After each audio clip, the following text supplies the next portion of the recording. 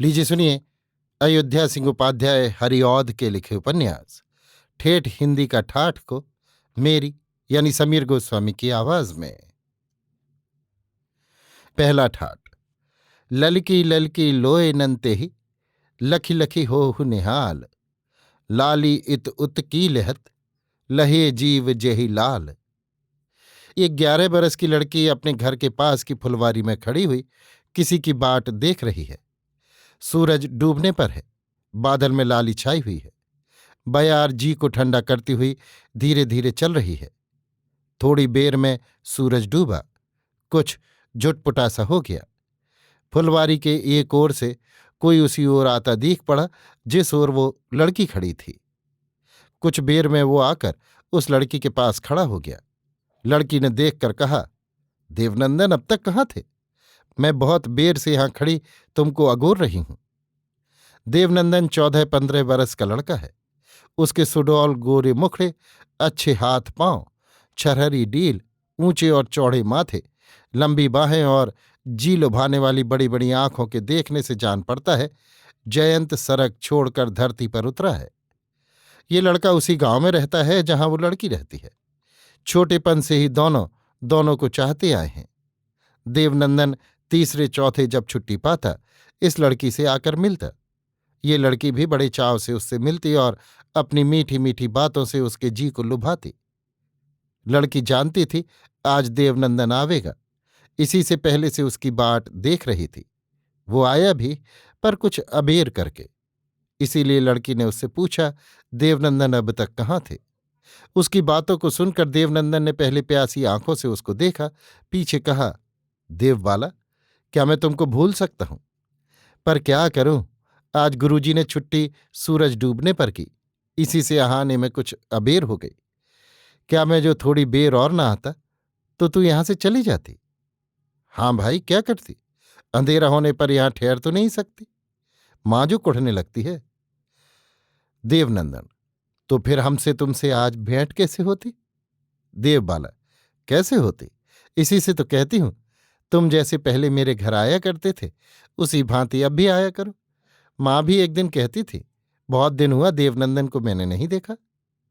देवनंदन, तुम्हारे घर आने में मुझे कौन अटक है?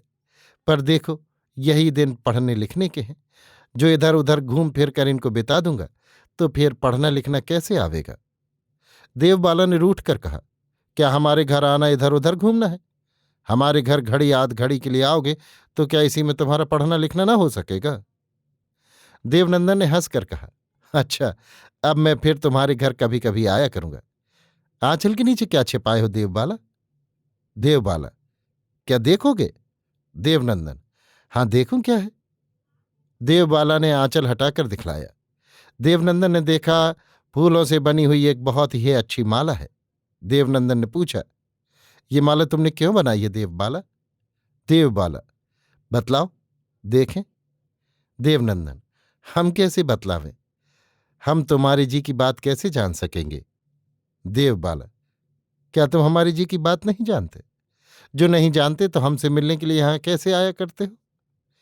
देवनंदन ने देखा, इन बातों के कहते कहते लाज से उसकी आंखें नीची हो गईं।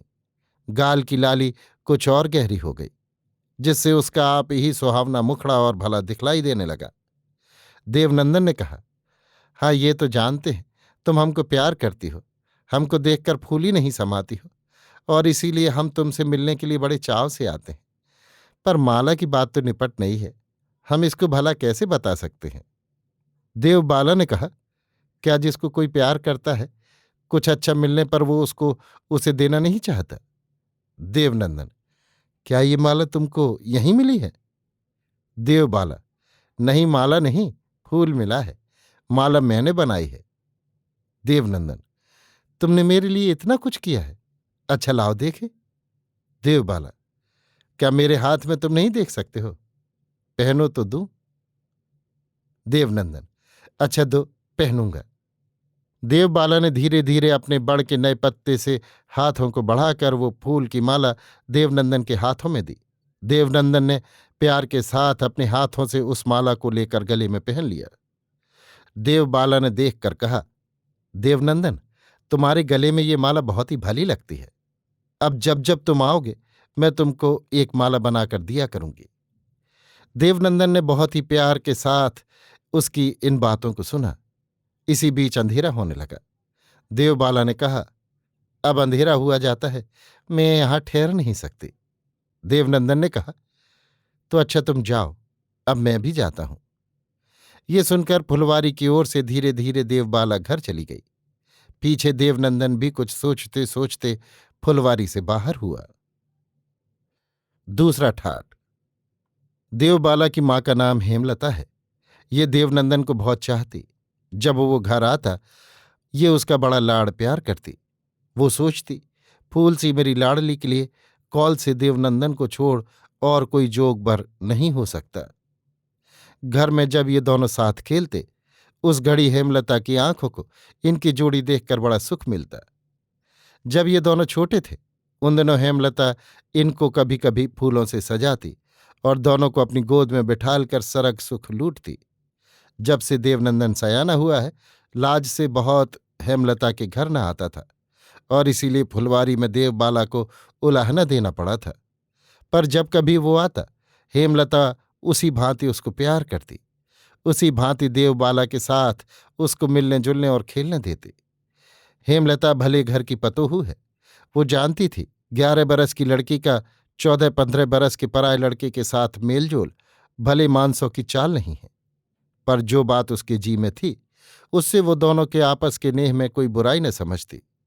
घर की फुलवारी में भी देवबाला के पास देवनंदन को आने जाने से न रोकते। एक दिन हेमलता अपने पति रमाकांत के पास बैठी हुई पंखा जल रही थी। इधर उधर की बातें हो रही थीं। इसी बीच देवबाला की बात उठी। हेमलता ने कहा, देवबाला 11 बरस की हो गई, अब उसका ब्याह हो जाना चाहिए। मैं चाहती हूं कि इस बरस आप इस काम को कर डालें। रमाकांत ने कहा, ये बात मेरे जी में भी बहुत दिनों से समाई है। मैं भी इस बरस उसका ब्याह कर देना चाहता हूं, पर क्या करूं, कहीं जो घर बर नहीं मिलता। एक ठौर ब्याह ठीक भी हुआ है तो वो 500 रोक मांगते हैं। इसी से कुछ अटक है, नहीं तो इस बरस ब्याह होने में और कोई झंझट नहीं है।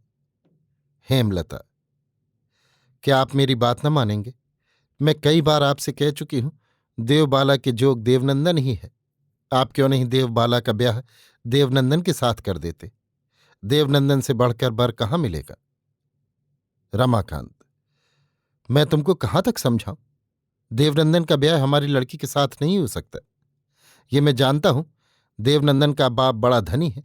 देवनंदन भी देखने सुनने पढ़ने लिखने सब बातों में अच्छा है, पर हाड़ में तो अच्छा नहीं है। हेम, कैसा? हाड़ में अच्छा नहीं है कैसा?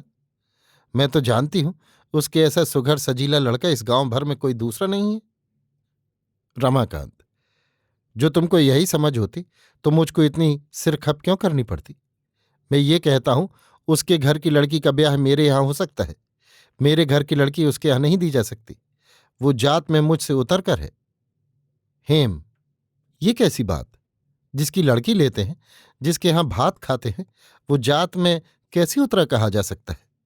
मैं समझती हूं ऐसी ठौर लड़की देने में कोई बुराई नहीं है। राम, तुम्हारी समझ ही कितनी त्रिया हो ना। बाप दादे से जो बात होती आई है उसको कोई कैसे छोड़ सकता है? क्या लोगों के हंसने का डर तुमको नहीं है? हेम, हंसने का डर कैसा? जानबूझकर बुरा काम न करना चाहिए। भला काम करने पर कोई हंसे, हंसा करे। फिर जो समझ वाले हैं, पढ़े लिखे हैं, भले हैं, वो ऐसी बातों पर हंसते नहीं। कोई थोड़ी समझ का अनपढ़ गवार और नंगा लुच्चा हंसे, हंसा करे, इसमें कोई बुराई नहीं। बाप दादे जो कर गए हैं वही करना चाहिए। पर बाप दादे ने जो कुछ भूल की हो, कोई बुरा काम किया हो, उसको ना करना ही सब लोग अच्छा समझते हैं। आपने जहां देवबाला का ब्याह ठीक किया है मैं जानती हूं। देवपुर के दयाशंकर पांडे के लड़के रमानाथ से आप देवबाला का गठजोड़ करना चाहते हैं। भला बताइए तो, रमानाथ सा अनपढ़ काला कलूटा गांव भर का नंगा लड़का ही देवबाला के लिए जोगबर है? दयाशंकर के छप्पर के झोंपड़े ही देवबाला सी दुलारी और प्यारी लड़की के रहने जोग घर है? जन्म भर के लिए लड़की धूल में मिला दी जावे, ये कोई हंसी की बात नहीं है। लड़की को अच्छा खाना न मिले, अच्छा कपड़ा न मिले, वो अनपढ़ गवार मुफट लोह लठ के पाले पड़कर जन्म भर जला करे, ये हंसी की बात नहीं है, दुख की बात नहीं है। पर जोग बर के साथ अच्छे घर में लड़की देना, सो भी उसके यहाँ जिसकी लड़की लेते हैं, जिसका भात खाते हैं, हंसी की बात है। जो हंसी हंसने वाले के मुंह तक ही रहती है, जिस हंसी से हमारा कुछ बिगाड़ नहीं हो सकता, उस ओर तो हमारा मन जाता है। पर कैसी पछतावी की बात है, जिस काम करने से हमारी लड़की जन्म भर विपद की नदी में डूबती उतराती रहती है, उस काम के न करने की ओर हमारा मन नहीं जाता। आप मेरी इन बातों को सोचें और अपनी फूल जैसी सुकुमारी लड़की को ऊसर में न फेंके। राम, आज तो तुमने बातों की झड़ी लगा दी। इतनी सी बात के लिए इतना पछड़ा? मैं तुम्हारी सब बातें समझता हूं, पर जिस काम करने से मुझको अपनी मूछ नीची करनी पड़ेगी, उस काम को मैं जी रहते कभी न कर सकूंगा। दयाशंकर और बातों में कैसे ही हुए, पर हाड़ में बहुत अच्छे हैं। उनके यहां ब्याह करने ही में मेरी पत रहेगी। देवनंदन सोने का भी हो तो हमारे काम का नहीं है। हेम, भला काम करने में मूछ नीचे क्यों होगी, ये मैं नहीं समझती। पर जो आप नहीं मानते हैं तो कोई अच्छा घर भर खोजिए। दयाशंकर के हमें अपनी लड़की का ब्याह कभी न होने दूंगी। राम, न होने दोगी तो गहने उतारो, घर द्वार बेचो, 12-1400 रोक दो। अच्छा घर भर मैं खोज देता हूं। बेटी का ब्याह करके घर घर भीख मांगते फिरना। हेम, बड़ी दुख की बात है, जिनको आप हाड़ वाले कहते हैं, उनके यहाँ अच्छा घर भर मिलने से हम लोग आप कंगाल बनते हैं। जो देवनंदन का बाप सदाशिव मिसिर भले मानसों की भांति बिना एक कौड़ी लिए हमसे ब्याह करना चाहते हैं, उनके यहाँ देवबाला देने से आपकी मूछ नीची होती है। तो क्या दयाशंकर के यहाँ ब्याह करके लड़की को जन्म भर के लिए मिट्टी में मिला देना ही आप अच्छा समझते हैं? राम, किसी को कोई मिट्टी में नहीं मिलाता। जो जिसके भाग में होता है वही होता है। देवबाला के भाग में दुख बदा है तो उसको सुख कैसे मिलेगा? हेम, सच है, पर किसी को जानबूझकर जब हम आग में फेंक देंगे तो वो क्यों न जलेगा? भाग वही माना जाता है जहां बस नहीं चलता। राम, हुआ बहुत हुआ, चुप रहो। दयाशंकर भिखारी नहीं है। अब भी उनके पास 10-5 बीघा खेत है, रोटी दाल चली जाती है। घर के बोझ पड़ने पर रमानाथ भी बहुत कुछ सुधर जावेगा। हेम, नहीं नहीं, मान जाओ, हठ ना करो। हाड़ लेकर क्या करना होगा? अच्छा घर पर मिलता तो आप हाड़ ही वाले के यहां ब्याह करते, मैं न रोकती। पर जब अच्छा घर बर मिलना पैसा हाथ में न होने से कठिन है, तो मिले हुए जो घर बर को न छोड़िए। सदाशिव मिश्र भी ब्राह्मण ही है, सब बातों में हमारे जैसे हैं। हम ऊंचे हैं, वो हमसे उतर के हैं, ये सब घमंड की बात है। पढ़े लिखे और समझ बूझ वालों के ऐसी बातें नहीं सो होती। रमाकांत अब की बार चिढ़ गए, बोले, देखो आज तुमने मुझको बहुत खिजाया, पर चेत रखो, जो फिर मुझसे ऐसी बातें करोगी, मुझको बिना समझे बूझे छेड़ोगी, तो तुमको ठीक करने के लिए हमको जतन करना होगा। तुम्हारी बातों में आकर हम अपनी जात नहीं गंवा सकते। तुम तिरिया हो, हट कर न छोड़ो, और कुछ तुमको नहीं आता। ये कहकर खिजलाए हुए रमाकांत घर से बाहर हो गए। तीसरा ठाट। रमाकांत के चले जाने पर हेमलता कुछ घड़ी वहीं बैठी रही। पीछे वहां से उठी आंगन में आई। जी बहलाने के लिए इधर उधर टहलने लगी, पर जी न बहला। आंखों में आंसू आते, धीरे धीरे उनको वो पोंछ देती। रह रहकर जी में घबराहट होती। उसको भी वो दबाना चाहती, पर न आंख के आंसुओं ने माना और न जी की घबराहट ही ने पीछा छोड़ा। वो सोचती, हाय, क्या से क्या हुआ जाता है। मेरी बहुत दिनों की आस, मेरा बहुत दिनों का भरोसा, सब धूल में मिला जाता है। मनाने से वो मानते नहीं। वो हठी हैं, मैं जानती हूं। जितना मैं उनको समझाऊंगी, उड़द के आटे की भांति वो ऐंठते जावेंगे। फिर क्या करूं, कैसे बात बने? यही सब सोचते सोचते उसका जी बहुत घबराया। आंख के आंसुओं ने भी झड़ बांधा। इसलिए वो आंगन से निकलकर घर की फुलवारी में आई। कभी बेले, कभी चमेली, कभी दूसरे फूल के पौधों के पास घूमने लगी। जी कुछ ही बहला था। अचानक एक गीत से उसकी पीर और बढ़ गई। गीत ये था। गीत, मान जा भावर कही तू मेरी, भूल न रसलय इन फूलन को पहिया लागत तेरी। तोरी तोरी इन्हीं को गजरा अपने हाथ बने हों, अपना वन को पहिने गरे में मनवारे को दे हों। कितने फूलन बारे या में नहीं तेरो बिगड़े है, पैमाने इतनी ही बतिया छतिया मोर सराय है। कुछ ही देर में उसने ये दूसरा गीत भी कलेजा पकड़े हुए सुना। गीत। भौर तू कही ना मानी बात, बेर बेर इन्हीं फूलन पे आई आई मंडरात। भौरी कही मानती मेरी तू तो है मतवारो, कानन पारी न सुनती आही ते नेको बैन हमारो। अरे ढीठ काहे मतवारे कहे क्यों ना का पय है, आई आई मेरे फूलन को जो बिगारी तू जई है। अब की बार वो न रह सकी, भीतर के दुख और पछतावे से बावली सी बन गई। पर इसी बीच उसने ये तीसरा गीत फिर सुना, जिससे उसका मन एक दूसरी ही ओर गया। गीत। भंवर अब कहा खिजावत मोही, दौरत फिरस्सु क्यों मो पाछे कहा भयो है तो ही। जानी गए मैं रूसी गयो तू सुन के बतिया मेरी, सांची है कछु सुनन गुनन की अहबानी नहीं तेरी। लखी तेरे औगुन हठ है रे चुप साधे ही रही हो, जा बज मारे अब मैं तो सौ भूली कछु नहीं कहे हो। एक एक करके इन गीतों को फूल तोड़ते हुए देवबाला ने गाया था, इसलिए पहले हेमलता का जी देवबाला के भोलेपन की ओर गया। रुलाई में हंसी आई। पीछे वो सोचने लगी, जो बड़ों की भली चाल को छोड़ता है वो कभी अच्छा नहीं करता। भले मानसों की चाल है, वो अपने 5-7 बरस की लड़की को भी लड़कों से मिलने जुलने नहीं देते। मिलने जुलने से ही हेल मेल होता है, हेल मेल ही से लगन लगती है।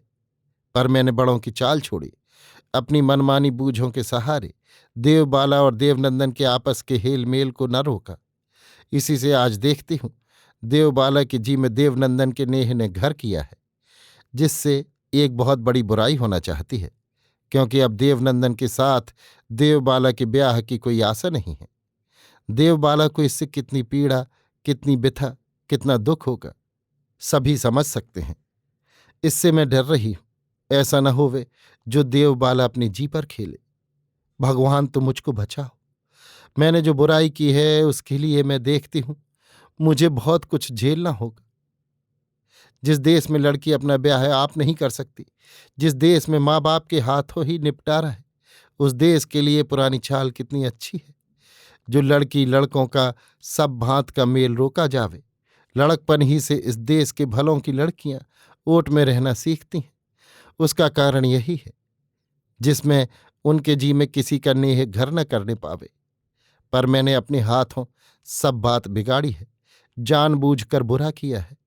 इससे भलाई के मग में कांटे पड़े तो कौन अचरज है। हेमलता इसी उधेड़ बुन में थी। इसी बीच देववाला के कानों में किसी के पांव की चाप पड़ी। उसने फिर कर देखा, हेमलता कुछ मन ही मन सोचती उसी की ओर आ रही है। इससे वो कुछ लजाई, कुछ डरी। आंचल के फूल को जहां खड़ी थी वहीं डाल दिया, पर जो 2-4 फूल उसके हाथों में थे उसको न फेंका। सोचा फेंकने से मां को खुटक होगी, इससे इनका हाथों ही में रहना अच्छा है। अब हेमलता पास आ गई थी। देवबाला भी अपनी ठौर से बहुत कुछ आगे बढ़ाई थी। लाज और डर से देवबाला सिर ऊंचा न करती थी। वो जी में सोच रही थी, जो माँ ने मेरे गीतों को सुना होगा तो अपने जी में क्या कहती होगी। इतने में हेमलता ने कहा, देवबाला तूने ये फूल क्यों तोड़े हैं? देवबाला, माँ क्या फूल नहीं तोड़ते? हेमलता, क्यों नहीं तोड़ते? पर तू फूल लेकर क्या करेगी? फिर सांझ को कोई फूल तोड़ता है? देवबाला, अच्छा अब न तोड़ूंगी। हेमलता, हाँ अब मत तोड़ियो। और देवबाला तू अब सयानी हुई, इससे देवनंदन से भी अब तू न मिला कर, क्योंकि ऐसा करने से लोग हंसेंगे। भले मानसों की ये चाल नहीं है। देवबाला कुछ डरी, कुछ अचरज में आई। उससे कुछ बोला न गया। वो घबराई हुई आंखों से अपनी मां के मुंह की ओर देखने लगी। इससे हेमलता को बड़ी बिथा हुई, पर उसने अपने जी को छिपा कर कहा, क्यों देवबाला बोलती क्यों नहीं? इतनी घबराई क्यों? देवबाला, मां घबराई तो नहीं, पर क्या बड़ों की सब बातों ही को सुनकर कुछ कहना पड़ता है? हेमलता ने देखा इन बातों के कहते कहते उसका मुंह गंभीर हो गया, आंखें स्थिर हो गईं और घबराहट की वो पहली बातें जाती रहीं। वो अचानक उसका ये ढंग देख कर डरी, फिर कुछ न बोली। चुपचाप पहले की भांति उधेड़ बुन में लगी हुई घर की ओर चली। देवबाला भी उसी के पीछे पीछे घर आई। आज वो देवनंदन से न मिल सकी। इसके कुछ दिनों पीछे रमानाथ के साथ देवबाला का ब्याह ठीक हो गया। चढ़ावा भी चढ़ गया। धीरे धीरे गांव के सब लोगों के साथ इस बात को देवबाला और देवनंदन ने भी जाना। चौथा ठाट। आज देवबाला छिपकर फुलवारी में आई है। डबडबाई आंखों घबराई हुई इस पेड़ तले उस पेड़ तले घूम रही है। कभी रोती है, कभी आंचल से आंसुओं को पोंछ डालती है। ना जाने मन ही मन क्या सोचती है। कैसी कैसी बातें उसके जी में समा रही हैं, जिससे उसका मन थिर नहीं होता है। इतने में उसकी आंखें फूल की उन पंखुड़ियों की ओर गई जो अपने पौधों के पास कुमलाई हुई धरती पर पड़ी थीं। उनको देखकर उसके जी में बहुत सी बातें समाईं। उसने सोचा, इस धरती पर सुख ही नहीं दुख भी है। अभी 2 दिन की बातें हैं, ये पंखुड़ियां कैसी हंस रही थी। इनमें कैसी सुघराई थी, कैसा अनोखापन था, कैसी जी लुभाने वाली छटा थी। पर आज न वो हंसी है, न सुघराई है, न वो अनोखापन है, न वो छटा है। आज वो कुम्हला गई है, सूख गई हैं, मुरझाई हुई धरती पर पड़ी हैं। जग का यही ढंग है, सब दिन एक सा नहीं बीतता। फिर जिस पर जो पड़ता है उसको वो भुगतना होता है। होनहार अपने हाथ नहीं। मानुख सोचता और है, होता और है। घबराने से क्या होगा? जो भाग में लिखा है मिटने का नहीं। फिर धीरज क्यों ना करें? बावली हो होकर कहाँ तक मरें? इसी भांति उसने और भी बहुत सी बातें सोचीं, पर उसके मन को ढांढस न होता था। बहुत देर तक धीरज करके वो थिर, बिना घबराहट और बहली हुई जान पड़ती। पर कुछ ही देर में वो फिर घबराई, उदास और बावली बन जाती। जिस घड़ी उसका मन इस भांत डवाडोल था, उसने फुलवारी की एक ओर से देवनंदन को अपनी ओर आते देखा। देवनंदन धीरे धीरे उसके पास आया, धीरे धीरे अपनी आंखें उठाकर उसकी ओर देखा। पीछे दोनों एक पेड़ के नीचे बैठ गए। कुछ घड़ी दोनों चुप रहे, मन ही मन न जाने क्या क्या सोचते रहे। फुलवारी में सब ओर सन्नाटा था। बयार ही धीरे धीरे चलकर पत्तों को खड़खड़ाती थी। कभी कभी कोई चिड़िया कहीं बोल उठती थी, नहीं तो और किसी भांति फुलवारी का सन्नाटा न टूटता था। इससे बढ़कर सन्नाटा इन दोनों पर छाया था। हाथ पांव तक न हिलता था, आंख की पलक भी न पड़ती थी। पर कुछ ही देर में देवबाला चौंक पड़ी। इस भांत चुपचाप बैठे रहना उसको भला न जान पड़ा। अब झुटपुटा भी होने लगा था। इसलिए उसने जी कड़ा करके कहा, देवनंदन, तुम जानते हो तुमको आज हमने यहां क्यों बुलाया है? देवनंदन, क्यों बुलाया है देवबाला? देवबाला, ये कहने को तुम हमको भूल जाओ। देवनंदन, क्यों? देवबाला, क्या ये भी कहना होगा? क्या सब बातें तुमने नहीं सुनी हैं? देवनंदन, हाँ, हमने सब बातें सुनी हैं, पर क्या इसीलिए तुमको भूलना होगा? चाह के भी तो कितने ढंग हैं। माँ बाप की चाह क्या बेटे के साथ निराली नहीं होती? बहन भाई का आपस का नेह क्या नेह में नहीं गिना जाता? तुम मुझसे छोटी हो, क्या मैं छोटी बहन की भांति तुमको प्यार नहीं कर सकता? क्या धरती में ये नाता भी अनोखा नहीं है? क्या मानुख के लिए निराश होने से किसी आस का होना अच्छा नहीं है? देवबाला ने देखा, ये कहते कहते देवनंदन की आंखें थिर हो गईं। मुंह पर धीरज दिखलाई देने लगा और घबराहट का नाम तक उसमें न था। देवबाला ने एक ठंडी सांस भरी, कहा, देवनंदन, तुम्हारी बातों को सुनकर मुझे बहुत ढांढस हुआ। मेरे कलेजे का बोझ बहुत हल्का हो गया। आपका धीरज, आपकी भलमनसाहत सराहने जोग है। मुझको तुमसे इन बातों को सुनने की आस न थी। मैं तुमको समझाना चाहती थी, पर तुम्हारी बातों ने मुझको आप समझा दिया। देवनंदन, क्यों देवबाला, क्यों तुम्हें मुझसे इन बातों के सुनने की आस न थी? क्या मैं ब्राह्मण का बेटा नहीं हूं? क्या मैं हिंदू के घर में नहीं जन्मा हूं? क्या मैं धर्म की मर्यादा नहीं जानता? क्या धर्म मुझको प्यारा नहीं है? क्या हिंदू की बेटी माँ बाप जो कहें वो ना करके दूसरा कर सकती है? क्या हम लोग बड़ों की चाल छोड़ सकते हैं? क्या माँ बाप जो कहें उसको सिर झुकाकर मान लेना ही हम लोगों का धर्म नहीं है? क्या अपने बड़ों की मर्यादा हम लोग बिगाड़ सकते हैं? कभी नहीं। फिर क्यों ना ऐसी बातें हम कहें? देवबाला, जिस दिन मैंने सुना तुम्हारा ब्याह रमानाथ के साथ ठीक हुआ है, उसी दिन मैंने ये सब सोच लिया था। खटका यही था कहीं तुम्हारे जी को ऐसा होने से कड़ी चोट न पहुंचे। पर भगवान की दया से मेरी ये खुटक जाती रही। अब अपना दिन मैं बहुत सुख से बिताऊंगा। देवबाला ने कहा, देवनंदन जाओ, भगवान तुम्हारा भला करें। जो तुमने मुझको समझाया वही समझकर मुझको भूलना ना। अब मैं ये ना कहूंगी तो मुझको भूल जाओ। मैं भी तुमको अपना भाई समझती रहूंगी।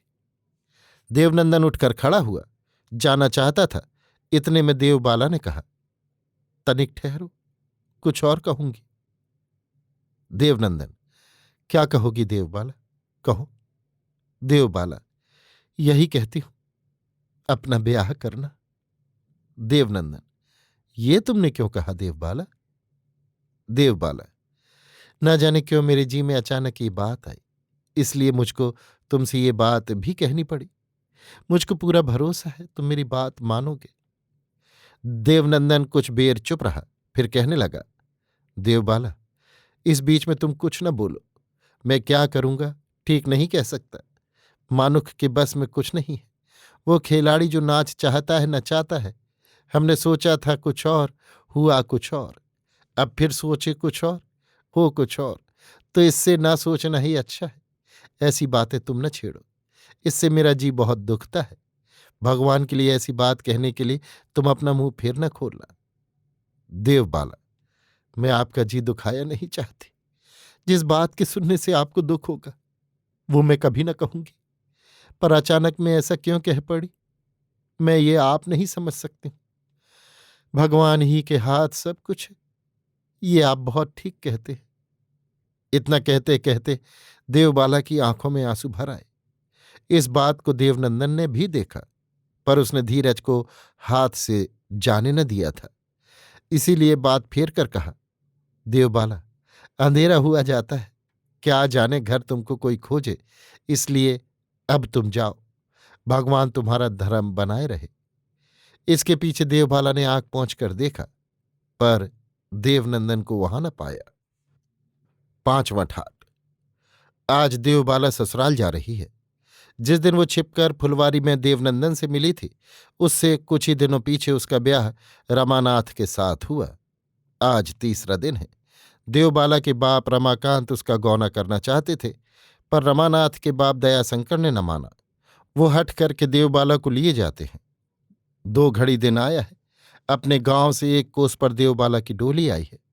कहार सब उसको लंबी डगों लिए जा रहे हैं। घर से चलते बेले देवबाला बहुत रोई है। अब तक रो रही है, पर धीरे धीरे उसका दुख घट रहा है। डोली चलाकर कहार सब ज्यों ज्यों उसकी जन्म धरती को, उसके माँ बाप को, उसकी लड़कपन की सहेलियों को पीछे छोड़ रहे हैं, वो उसका दुख भी पीछे पड़ रहा है। कुछ ही बेर में देवबाला का जी ठिकाने हुआ। वो कुछ संभली, पर इसी घड़ी उसकी आंखों पर एक जी लुभाने वाली झलक नाचने लगी। पहले सुडौल गोरा गोरा मुखड़ा देख पड़ा, फिर घुघरारे बार, फिर बड़ी बड़ी आंखें, फिर मीठा मुस्कुराहट, फिर ऊंचा चौड़ा माथा, फिर छरहरी डील। इसके पीछे जान पड़ा किसी की प्यार भरी बातें कानों को सुन पड़ती हैं। कोई प्यार से कह रहा है, देवबाला, देवबाला। फिर क्या जान पड़ा, एक सुंदर फुलवारी है।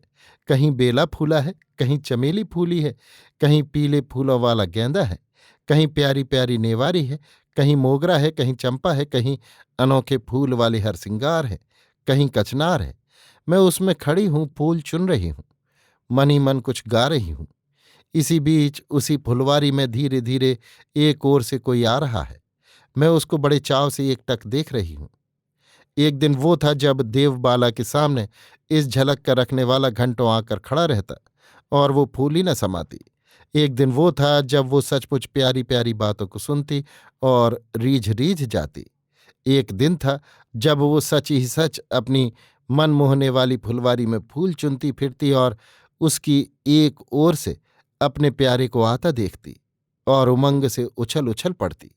पर आज देवनंदन की ये परछाई किसी झलक, उसकी ये अनसुनी प्यार भरी बातें, ये धोखे की टट्टी की सी फुलवारी, उसमें किसी का आना देवबाला की जी को कुछ घड़ी के लिए बहुत ही दुखिया बनाने लगे।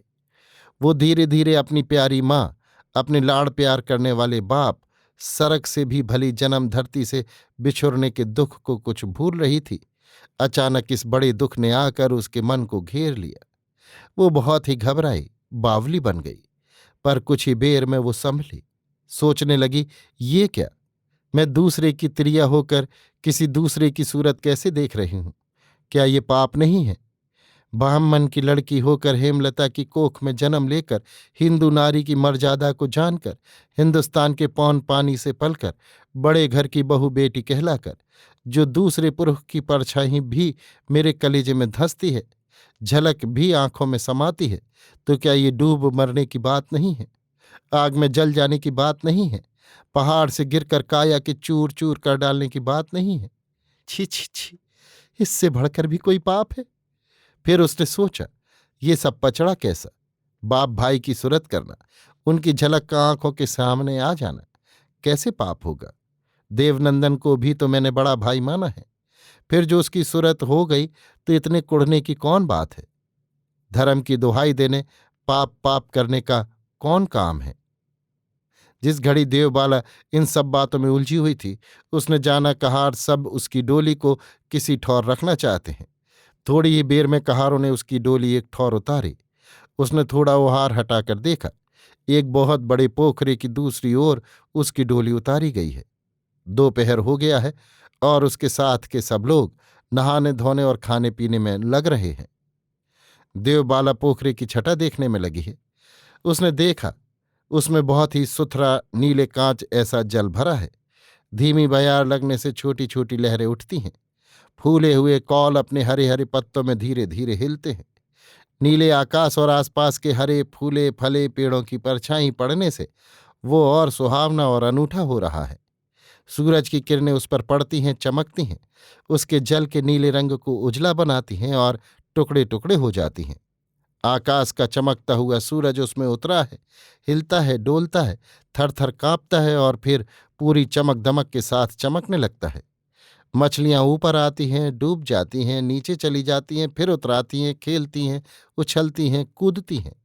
चिड़ियां ताक लगाए घूमती हैं, पंख बटोर कर अचानक आ पड़ती हैं, डूब जाती हैं, दो एक को पकड़ती हैं और फिर उड़ जाती हैं। कोई तैरता है, कोई नहाता है, कोई कपड़े खींचता है, कोई अंजुलियों में भर भर कर उसके पानी से अपनी प्यास बुझाता है। गाय बछड़े पानी पीते हैं, बटोही सब घाट पर बैठे खा पी रहे हैं। इन्हीं खाने पीने वालों में से एक ने कहा, डोली उठाओ। देवबाला ने सुना, चौंक पड़ी, संभल कर बैठ गई। इसी बीच कहारों ने डोली उठाई और फिर उसको चलाने लगे। देवबाला की ससुराल उसके नैहर से 8 कोस पर थी। 2 घड़ी दिन रहे उसकी डोली वहां पहुंची, पर अभी बहुत लोग पीछे थे। दयाशंकर भी पीछे ही थे, इसलिए डोली गांव के पास एक अमराई में उतारी गई। पहले गांव में से एक लड़की आई, फिर एक टहलुनी आई, इसके पीछे एक और आई। इसी भांत कितनी आई, चहल पहल मच गई। वहां देवबाला की सास अपने घर के द्वारे पर गांव की बहुत सी सुहागनों के साथ जमी गीतें गा रही थी। छोटे बड़े सबके जी में उमंग भरा था। इसी बीच फिर डोली उठी, द्वारे पर आई। देवबाला की सास दूसरी सुहागनों के साथ उसको डोली से उतार कर भीतर ले गई। कहारों ने मुंह मांगी उतराई पाई। पतोह को घर में लेवा लाकर कुल की रीतियों के करने पीछे सास ने उसका मुंह गांव घर की कितनी जनी को दिखाया। देवबाला को जो देखती वही मोह जाती। मैंने उनमें से 2 एक को कहते सुना था, रमानाथ की उस जन्म की अच्छी कमाई रही है जो उसको ऐसी सुघर घरनी मिली है। 2 एक को मैंने चुपचाप बातें करते भी सुना था। उनमें से एक ने कहा था, जी दुल्हन के मुंह जोग बर नहीं है। दूसरे ने कहा था, रमानाथ तो उसके पांवों का धोवन भी नहीं है। 6वां ठाट। आधी रात का समा, बड़ी अंधियाली रात, सबोर सन्नाटा। इस पर बादलों का घेरघार, पसारने पर हाथ भी न सूझता। किसी पेड़ का एक पत्ता तक न हिलता। काले काले बादल चुपचाप पूरब से पश्चिम को जा रहे थे। बयार दबे पांवों उन्हीं का पीछा किए बहुत ही धीरे धीरे चलती थी और कहीं कोई आता जाता न था। पखेरु पंख तक न हिलाते थे। सब सांस खींचे, चुप साधे, डरावनी रात से सन्नाटे को और डरावना बना रहे थे। पर तनक थिर होकर सुनने से सुनसान और सन्नाटे में भी किसी की दुख भरी रुलाई सुनाई पड़ती है। और इसी रुलाई को सुनकर ऐसे कठिन बेले में एक मानुख कान उठाए लंबी डगों उसी ओर जा रहा है। धीरे धीरे काले बादल और काले हुए, अंधियाली और गहरी हुई, बिजली कौंधने लगी, धीमी धीमी गरज होने लगी, सन सन बयार चलने लगी। पहले नन्ही नन्ही बूंदें पड़ी, पीछे बड़ी बड़ी बूंदों से झिप झिप पानी बरसने लगा। बापू रे बटोही पर बड़ी कड़ी बीती। अब वो किधर जावे। जिस रुलाई के सहारे वो आगे बढ़ रहा था वो अब बहुत जी लगाने पर भी सुन नहीं पड़ती थी। बयार की सनसनाहट, बादलों की गड़गड़ाहट, पानी पड़ने की धुम में उसका सुनना उसके बस की बात न थी।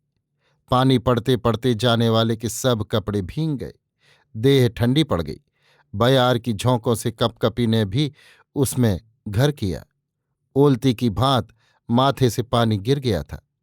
आंख फाड़कर देखने पर भी कहीं कुछ सूझता न था। पर इन बातों की ओर उसका मन भूल कर भी नहीं जाता है। उसको सुरत लग रही है तो इसी की, कैसे उस रुलाई को सुनूं, कैसे उस ठोर तक पहुंचूं। पर यह बात उसके हाथ से जाती रही। वो जितना जतन करने लगा उतना ही पीछे पड़ने लगा। तो भी घबराया नहीं। उसी कठिन अंधियाली में, उसी कठोर बरखा में आगे बढ़ता गया। किधर जाता है, कहाँ जाता है, वो ये समझ तक नहीं सकता है। पर उसका जी उससे यही कह रहा है, अब ले लिया है, थोड़े कड़े और हो, जहां जाना चाहते हो वहीं पहुंचे जाते हो। महीना आषाढ़ का था। थोड़ी बेर के लिए ही ये सब धूमधाम थी। देखते ही देखते आकाश का काया पलट हो गया। पानी रुक गया, बयार धीमी हुई, बादल एक एक करके जाते रहे, तारे निकले। पूरा बोर चांद भी निकलता दिखलाई पड़ा। कुछ ही बेर में चांदनी भी निकली। अब उस जाने वाले के जी में जी आया। कुछ धीरज भी हुआ। गीले कपड़े उसने देह से उतारे, उनको भली भांत गारा, देह को पोंछा, पीछे उन्हीं कपड़ों को पहन लिया। कान लगाकर सुना तो वो दुख भरी रुलाई भी सुन पड़ी, पर अब ये बहुत पास सुन पड़ती थी। वो फिर आगे बढ़ने लगा, पर ज्यों-ज्यों आगे बढ़ता था कलेजा उसका टुकड़े टुकड़े हुआ जाता था। रुलाई सही नहीं जाती थी। घबरा गया, पर तो भी एक परख पीछे न हटा। थोड़ी बेर में वहां जा पहुंचा। देखा धरती पर पड़ी हुई एक 16 बरस की तिरिया फूट फूट कर रो रही है। सब कपड़े उसके भींग गए हैं, कीचड़ से देह भर गई है, पर वो उसी भांत कीचड़ में लौट रही है, उसी भांत बिलख बिलख कर रो रही है। आंखें मुंदी हैं, मुंह पर बाल बिखर रहे हैं, उनसे मोती की भांत पानी की बूंदें टपक रही हैं। जाने वाला कुछ घड़ी चुपचाप खड़ा रहा। उसकी दशा देखकर आंसू टपकाता रहा। पीछे उससे न रहा गया। बोला, तुम कौन हो? क्यों इतना बिलख कर कीच में पड़ी रो रही हो? क्या तुम्हारा दुख मैं सुन सकता हूं? सुनने पर इस दुख के हाथ से तुमको छुड़ाने के लिए जतन करूंगा। तिरिया कुछ न बोली, उसी भांत बिलख बिलख कर आंसू बहाती रही, उसी भांत अपनी पुकार से पत्थर के कलेजे को पिघलाती रही, और उसी भांत तड़प तड़प कर कीचड़ पानी में लौटती रही। जाने वाले ने कड़ी बोल से कुछ और पास जाकर कहा, मां, तुम्हारा दुख देखा नहीं जाता, कलेजा टूट रहा है, आंखों से चिंगारियां निकल रही हैं। धीरज हाथ से जाता रहा। मुझ बापुरे पर दया करो, आंखें खोलो, कहो कौन सा ऐसा दुख तुम पर पड़ा है जो तुम इतना बिलख रही हो। जग में देह से बढ़कर कुछ प्यारा नहीं है, पर तुम्हारा दुख छुड़ाने में मेरी देह भी जाती रहेगी तो मैं सह लूंगा। अब की बार इसकी बोल उसके कानों पड़ी। उसने अपनी आंखों को खोला। बोली, हमारा दुख ऐसा नहीं जो उसको कोई छुड़ा सके। राम जिसको दुख देते हैं उसके लिए मानुख क्या कर सकता है। तुम क्यों हमारे दुख से दुखिया बनते हो? जहां जाते हो जाओ, हमारे भाग में यही लिखा है। जब तक जिएंगी इसी भांति कलेजा कूटती रहेंगी। उसने कहा, कोई दुख ऐसा नहीं है जो छूट न सके। राम किसी को दुख नहीं देते। उन्होंने कठिन से कठिन दुख के लिए भी जतन बनाया है। जतन करने से सब कुछ हो सकता है। वो बोली, ना सताओ, हमें जी भर के रोने दो, हमारा दुख इसी से हल्का होता है। दूसरा कोई उपाय हमारे लिए नहीं है। हमारे कलेजे का घाव पूरा नहीं हो सकता। उसकी इन सब बातों से जाने वाले की आंखों में पानी आता था। उसने आंसू पोंछकर कहा, मैंने तुमको मां कहा है, फिर कहता हूं, मां, जैसे होगा तुम्हारा दुख छुड़ाऊंगा, नहीं तो इस 4 दिन के जीने से हाथ उठाऊंगा। तुम्हारे सामने ये टेक करता हूं, सांस रहते इस टेक को निभाऊंगा, नहीं तो फूस की आग में जल मरूंगा। वो तिरिया इसकी बातें सुनकर भौचक बन गई। बोली, तुम कौन हो भाई? बिना समझे बूझे क्यों इतना हठ करते हो? अपना जी सबको प्यारा होता है, दूसरे के लिए अपने जी पर जोंखों क्यों उठाओगे? वो बोला, हम कोई होवें, पर विपत में पड़े को उबारना ही हमारा धर्म है। इस माटी के पुतले के लिए इससे अच्छा कोई दूसरा काम नहीं हो सकता। ये सुनकर वो और अचरज में आई। बोली, जो ऐसा ही है तो आओ, हमारे पीछे आओ, पर जी कड़ा रखना। देखो, मुझ दुखिया को और दुखिया न बनाना। ये कहकर वो उठी और फटे मैले कपड़ों में अपने देह को छिपाकर एक ओर चली।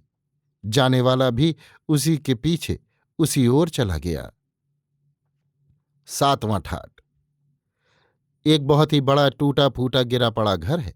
उसके पास 2 जन घूम रहे हैं। एक वही बटोही और दूसरी वही दुख से बावली बनी तिरिया। उनके देखने से जान पड़ता है वो दोनों जैसे कुछ खोज रहे हैं। थोड़ी देर में उस दुखी तिरिया ने कहा, मेरा जी ठिकाने नहीं, झूठे ही मैं इधर उधर सिर मार रही हूं। देखो, द्वारा यही है, इसको खोलो। बटोही ने उसको खोला। दोनों भीतर गए। भीतर जाकर बटोही ने देखा कि एक अधगिरे घर में एक छोटी सी खाट बिछी हुई है। उस पर 4 बरस का एक फूल सा लड़का लिटाया हुआ है। लड़का पहले बहुत सुंदर रहा होगा, पर अब सूख कर कांटा हो गया है। अपने आप उठ तक नहीं सकता है। उस घड़ी उसकी सांसें चल रही थीं और वो अधमरा हो रहा था। उसको देखकर वो तिरिया फिर फूट फूट कर रोने लगी। बटोही ने कहा, ठहरो, रो मत, मैं अभी इसको देखकर सब कुछ बतला देता हूं। जहां तक मैं समझता हूं ये बच जावेगा।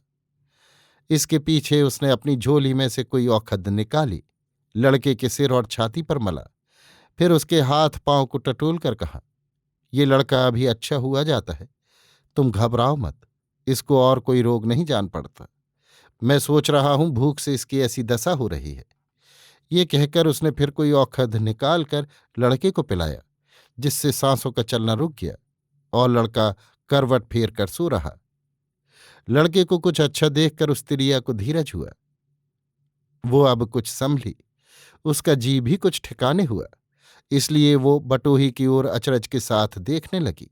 बोली, आप कोई देवता है, नहीं तो मुझे ऐसी अभाग्नि को इस धरती पर सहारा देने वाला कौन है? 4 बरस हुआ पति परदेश चला गया। आज तक न जान पड़ा वो कहाँ हैं, क्या करते हैं, कैसे उनका दिन बीतता है। राम उनको सुख ही में रखें, पर यह भी नहीं जाना जाता वो सुख में है न जाने दुख में। खाने पीने का ठिकाना तो बरसों से नहीं है, पर रहने का ठिकाना यही एक घर है, वो भी दिन दिन गिर रहा है। समझती हूं इस बरस की बरसात में ये न बचेगा। सब ओर से निराश तो थी ही, यही एक लड़का मुझे अभाग्नि का सहारा है। आज उसकी भी बुरी दशा देख कर मैं आपे में न रही थी, जी बावला हो गया था। आधी रात को इसको अकेले घर में छोड़कर वैद्य के यहाँ भागी जाती थी। बीच ही में मेह आया, तब भी बढ़ती गई, पर अचानक फिसल कर ऐसी गिरी जिससे कुछ घड़ी जहां की तहां पड़ी रह गई, डोल हिल भी न सकी। पर जान पड़ता है भगवान को मुझ पर कुछ दया हुई, जो उन्होंने उस घड़ी आपको मेरी भलाई करने के लिए वहां भेजा। आप कोई देवता हैं, मेरा मन कहता है आप कोई देवता हैं। आपने मेरे लड़के का जी बचाया। जो लड़का मुझ निर्धनी का धन, मुझ कंगाल की पूंजी, मुझ दुखिया का सहारा है, उसका जी बचाया। ये काम देवता छोड़ मानुख का नहीं हो सकता। मैं समझती हूं विपत पड़ने पर किसी को सहारा देना मानुख का काम नहीं है। इस दुखिया की बातों से बटोही का कलेजा मुंह को आ रहा था।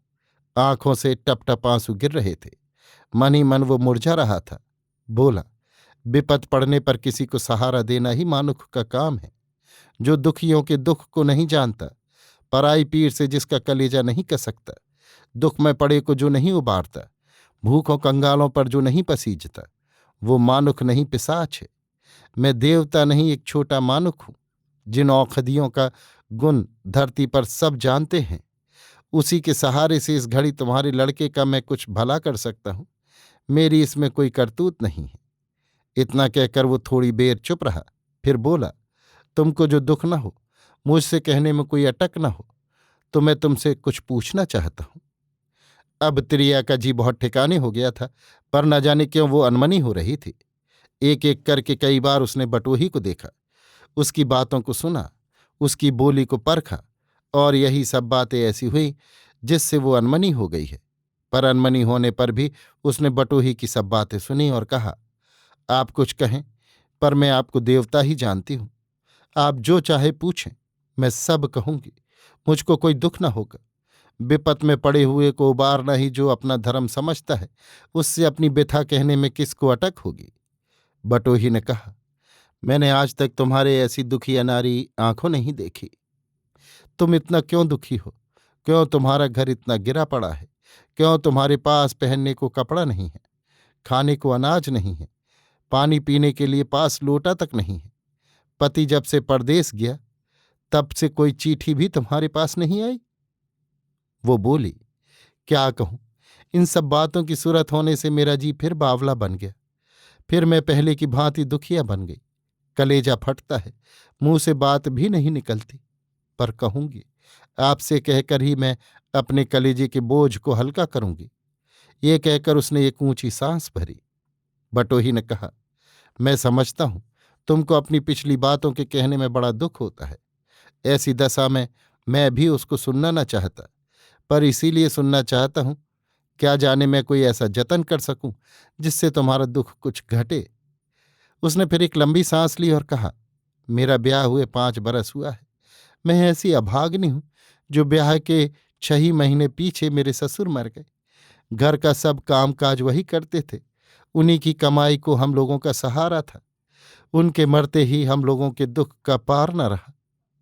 पति नारी का देवता है, वो कैसा ही क्यों ना हो, पर तिरिया उसको अजोग और बुरा नहीं कह सकती। मैं भी अपने पति को बुरा नहीं कहती, और न वो बुरे हैं। पर हम लोगों के भाग्य की खुटाई से ऐसा संजोग हुआ, जिससे मेरे ससुर के मरने के 5 ही 6 महीने पीछे जो 10-5 बीघा खेत था, वो बंधक पड़ गया। घर में जो 10-5 मन नाज था, वो सब उठ गया, और 10-5 थान गहने जो मेरे देह पर थे, वो सब भी बिक गए। दिन बड़ी कठिनाई के साथ बीतने लगे। भूख बुरी होती है। जब कोई ब्योंत न रहा तो घर की कड़ी और केवाड़ी तक बेच दी गई। पर ऐसे कितने दिन चल सकता है। उनको ये धुन समाई, मैं पूरब कमाने जाऊंगा। ये सुनकर मैं बहुत रोई। उनसे कहा, सब तो गया, अब आप भी आंखों के ओझल होंगे तो मैं कैसे जीऊंगी। बहुत कहने सुनने पर उन्होंने किसी भांत मेरी बात मानी, पर विपत के दिन टालने से नहीं टलते। इन्हीं दिनों इस लड़के का जन्म हुआ। एक दिन मेरी सास ने न जाने क्या उनसे लाने को कहा, पर वो कहाँ से लाते, पास तो कुछ था ही नहीं। इस पर वो कुछ झुंझलाई। ये बात उनको बहुत बुरी लगी। मैं उनसे मिल नहीं सकती थी, जो कुछ समझाती बुझाती। इसलिए दूसरे दिन मैंने सुना वो कमाने पूरब चले गए। मेरा भाग फूटा। मैं रोते रोते बावली बन गई। अब तक रोती हूं, पर कोई आंसू पोंछने वाला नहीं है। ये कहकर वो चिल्ला उठी और ढांड मारकर रोने लगी। बटोही के आंख से भी आंसू बह रहा था। हिचकी लग रही थी, पर उसने अपने को संभाला और उस तिरिया को बहुत समझाया। समझाने से उसको भी बोध हुआ। वो फिर कहने लगी, आप समझते होंगे मुझको इन बातों के कहने से दुख होता है, और इसी से मैं रो उठती हूं। पर नहीं, रोने ही से मेरा भला होता है। जो मैं रोती ना, बावली हो जाती हूं। पति का दुख भूली न थी, सास ने भी साथ छोड़ा। उनका कलेजा पति के मरने से चूर चूर तो था ही। बेटे का बिछोह फिर वो कैसे सहती। उनके पूरब चले जाने के 20 ही दिन पीछे वो भी मर गई। मैं इस धरती पर दुख भोगने के लिए अकेली रह गई। ना जाने मेरे प्राण कैसे हैं जो अब भी नहीं निकलते। अब मैं सब भांत निराश हुई। खाने पीने का कुछ ठिकाना न रहा। सूत कात कर दिन बिताने लगी। बड़े घर की बहू बेटी ठहरी, क्या करती। किसी के घर जाकर काम काज करने से बड़ों के नाम में बट्टा लगता। भीख मांग नहीं सकती। कौड़ी पास नहीं जो दूसरा कोई काम करती। फिर सूत कात कर दिन बिताने छोड़ मेरे पास कौन उपाय था। इस सूत के बेचने और रुई मोल लाने के लिए मैंने एक टहलुनी रखी थी। इस टहलुनी ने मेरे साथ जो किया उसको मैं नहीं कह सकती। नारी हूं, लाज की बात कैसे मुंह पर ला सकती हूं। पर हाय, क्या इस धरती पर बचकर चलने वाले ही को ठोकर लगती है? क्या पाप करने वाले सभी बुरे कामों को कर सकते हैं? उनको दुखियाओं के ऊपर भी दया नहीं आती? क्या कहूं, राम ऐसों का मुंह न दिखावे। जब मैंने देखा ये टहलनी रहेगी तो मुझको अपना धर्म निभाने में बड़ी कठिनाई होगी, तो मैंने उसको अपने यहां से निकाल दी। पर ऐसा करके मैं बड़ी झंझट में पड़ी। अब कौन सूत बेचे, कौन रुई लावे, कौन मेरे पैसों का नाज ला दे, कौन मेरे दूसरे कामों को करे, इसका कुछ ठिकाना न रहा। पर राम ही बिगड़ी को बनाते हैं। मेरे पड़ोस में एक बूढ़ी ब्राह्मणी रहती है, उनसे मेरा दुख न देखा गया। 3 बरस से मुझ दुखिया का सहारा वही है। वही मेरा सब काम काज कर देती है। उनको छोड़ मेरे घर में पखेरु पंख भी नहीं मारता। सच तो ये है, मेरे साथ अपने को कौन दुखिया बनावे। मुझको रोने छोड़ और कुछ आता नहीं।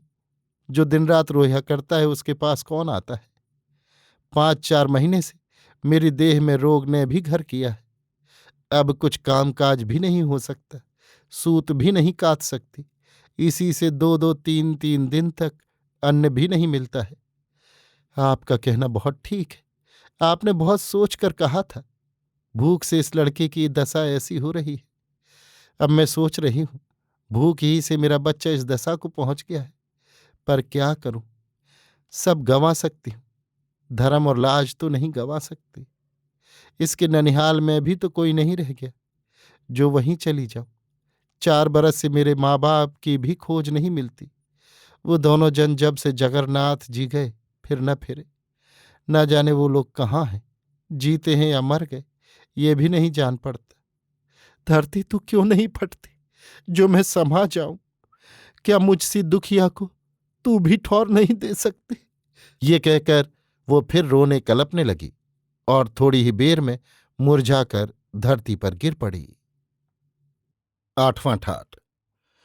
बटोही ने जो कुछ आंखों देखा, कानों सुना, वो सब बातें उसको चकरा रही थी, दुखी बना रही थीं और सता रही थी। पर इस घड़ी वो बहुत ही अनमना हो रहा था। वो दुखिया नारी रोई, मुरझाकर धरती पर गिरी, फिर आप ही संभली। पर वो वैसा ही अनमना बना रहा। न जाने क्या सोचता रहा, पर अब अचानक चौंक पड़ा। चौंकते ही कहा, देवबाला। इस देवबाला नाम में न जाने कोई टोना था, न जाने कोई मुरझा देने वाली शक्ति थी, जिससे इस नाम को सुनते ही वो तिरिया अचानक ये कहकर फिर अचेत हो गई। हाय, मैं ऐसी आपे से बाहर हो रही हूं। ऐसा मेरा जी ठिकाने नहीं है जिससे बार बार जी में आने पर भी ये न पहचान सके। मुझ दुखिया को सहारा देने वाला भैया देवनंदन छोड़ और कोई नहीं है। ये सुनकर हमारा बटोही, जो देवनंदन छोड़ दूसरा नहीं है, फिर वैसा ही अनमना, फिर वैसा ही सोच में डूबा दिखलाई पड़ा। पर थोड़ी ही देर में धीरज उसके मुखड़े पर देख पड़ा। उसने उपाय करके उस स्त्रिया को भी, जो देवबाला है, संभाला। कुछ ही देर में उसका जी भी ठिकाने हुआ। पर दोनों कुछ घड़ी चुप रहे, एक बात भी न बोले। न जाने कहाँ कहाँ की बातें सोचते रहे। मैं समझता हूं वही पुरानी बातें जो उनके जी में घूम रही थीं।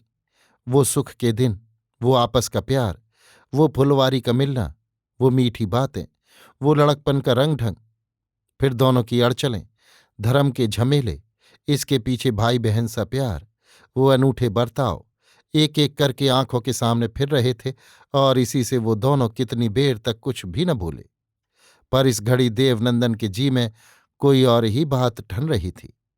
इसलिए उन्होंने ढांढस करके कहा, देवबाला, तुम्हारे दुख से कलेजा फटा जा रहा है। क्या करूं, जो राम चाहते हैं करते हैं। पर मैंने अपने जी में ठाना है, जहां से होगा रमानाथ को मैं खोज निकालूंगा। ये मेरा काम है, तुम्हारा नहीं। अब और कुछ पूछने को नहीं रहा। पर तुमको एक बात बतलानी और रही है, और वो रमानाथ का ठिकाना है। क्या कभी कभी कोई चिट्ठी आती है? देवबाला ने कहा, उनकी कोई चिट्ठी जब से वो गए नहीं आई। मैं उनका कुछ खोज ठिकाना नहीं जानती। मेरे भाग ने सभी बात बिगाड़ रखी है। इतना कहते कहते उसकी आंखें फिर भर आईं और छल छल करके आंसू टपक पड़े। देवनंदन चुप रहा, कुछ सोचने लगा, फिर बोला, अच्छा, मैं खोज ठिकाना किसी भांत जान लूंगा, तुम मत घबराओ। अभी 5-7 दिन में यहां रहूंगा, तब तक ये लड़का भी अच्छा हो जाएगा और इसी गांव में घूम फिर कर मैं रमानाथ का ठिकाना भी जान लूंगा। इसके पीछे मैं ठीक करूंगा, मुझको क्या करना चाहिए। इतना कहकर वो चुप हो गया और मन ही मन कुछ सोचने लगा। देवबाला इस घड़ी देवनंदन को देख रही थी। उसने देखा उसके सब देह में राख मली हुई है, सिर पर लंबी लंबी जटाएं हैं, हाथ में तूंबा और चिमटा है, गेरुए रंग का कपड़ा वो पहने हैं, सब भेष उसका साधुओं का है। देवबाला ने देख भाल कर पूछा, देवनंदन, क्या तुम साधु हो गए हो? पर वो कुछ न बोला, ना जाने क्या सोचता रहा। फिर कहा, ये सब फिर कभी बतलाऊंगा। अब भोर होने लगा था, इसलिए दोनों जन अपनी अपनी ठौरों से उठे और नहाने धोने में लग गए। इसके पीछे देवनंदन 7 दिन यहां रहा। 7 दिन में उसने इस घर की 2 कोठरियां और एक ओसारे को बनाकर ठीक किया। बरस दिन के खाने भर को नाच लिया, 5-7 साड़ियां मोल लीं और ये सब देवबाला को दिया। इस बीच लड़का भी भली भांति अच्छा हो गया था, इसलिए 8वें दिन कुछ रोक भी देकर देवनंदन ने देवबाला से कहा, मैं अब जाता हूं, जहां तक हो सकेगा मैं तुरंत लौटूंगा। मैंने इस गांव में रमानाथ का कुछ ठिकाना पाया है।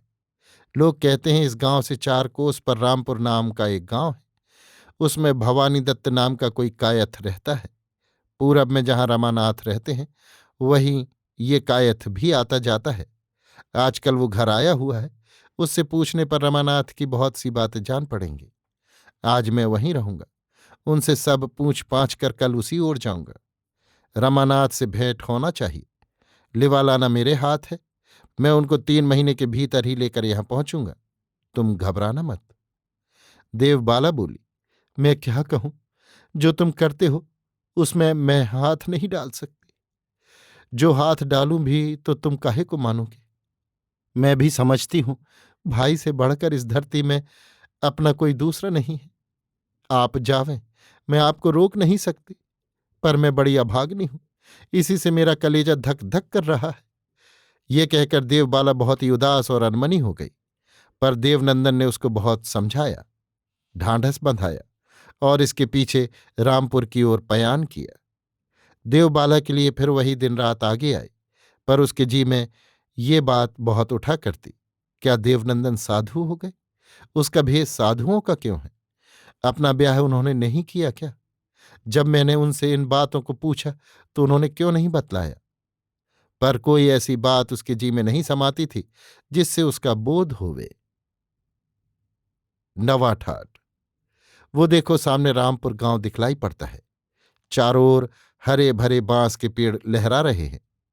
उनके पास ही 2-1 पेड़ आम, जामुन, महुआ और कटहल के दिखलाई देते हैं। पास ही एक बहुत बड़ा ताल है। ताल के ऊपर गांव से थोड़ा हटकर एक बड़ा भारी बड़ का पेड़ है। धीमी बयार लगने से उसके पत्ते धीरे धीरे हिल रहे हैं। उस पर एक झंडी भी फहरा रही है। जान पड़ता है वहां काली का थान है। उसी पेड़ के नीचे 2 जने बैठे बातें कर रहे हैं। उसमें एक हमारे जान पहचान वाले देवनंदन है और दूसरा वही भवानीदास है। उनमें बहुत देर तक बातें होती रहीं, जिससे देवनंदन ने रमानाथ की बहुत सी बातें जानी। पिछली बातें उन लोगों की ये थीं। देवनंदन ने पूछा, जब रंगपुर में तुम दोनों जने साथ रहते थे तो रमानाथ ने फिर रंगपुर का रहना क्यों छोड़ा? भवानी दत्त, उन्होंने रंगपुर को अपने आप नहीं छोड़ा। मैं कह चुका हूं, रमानाथ की चाल चलन ठीक नहीं है। वो बड़ा छटा और लुच्चा है। जिस बाबू के यहां वो काम काज करता था, उन्हीं बाबू की टहलुनी के साथ एक दिन वो पकड़ा गया। बामन जानकर बाबू ने और कुछ तो न किया, पर टहलुनी और रमानाथ दोनों को अपने यहां से निकाल दिया।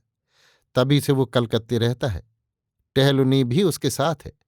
ये 2 बरस की बात है, पर मैं ये ठीक कह सकता हूं, अब भी वो कलकत्ते ही में है। देवनंदन, जब ये 2 बरस की बात है तो फिर तुम कैसे कह सकते हो अब भी वो कलकत्ते में है? भवानी दत्त।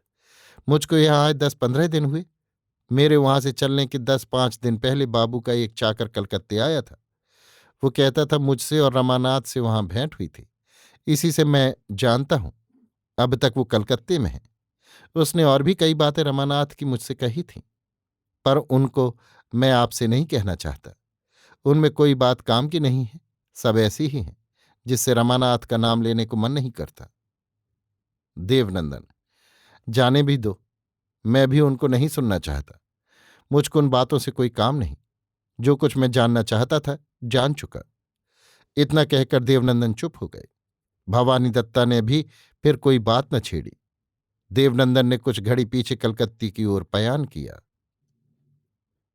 10वां ठाट। भादों का महीना। बड़ी अंधियारी छाई है। बादल घिरे हैं। 2-1 बूंदें भी पड़ रही हैं। रात के 1 बजे है। कहीं कोई आता जाता नहीं। पहरे वाले लंबी ताने सो रहे हैं। दूर एक धुंधला उजाला बिजली का हो रहा है, पर उससे चारों ओर की अंधियाली को कुछ धक्का नहीं पहुंचता है।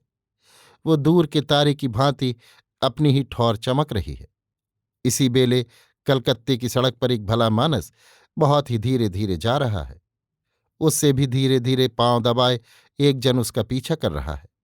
इन दोनों से भी 5-7 हाथ दूर एक जन और इन दोनों पर आंख गड़ाए लंबी डगों चल रहा है। ज्यों ही वो भला मानस एक मोड़ पर पहुंचा और मुड़कर एक गली में जाने लगा, वो ही पीछे वाला जन उस पर झपटा और उठाकर उसको दे मारा। छाती पर चढ़ बैठा और चाहता था छुरी से उसका गला काट डाले। वहीं उस तीसरे जन ने उसको भी आकर धर दबाया, उसके हाथ से छुरी को छीन लिया और बहुत फुर्ती के साथ उसका हाथ पांव बांधकर उसको वहीं डाल दिया। भले मानस के औसान जाते रहे थे।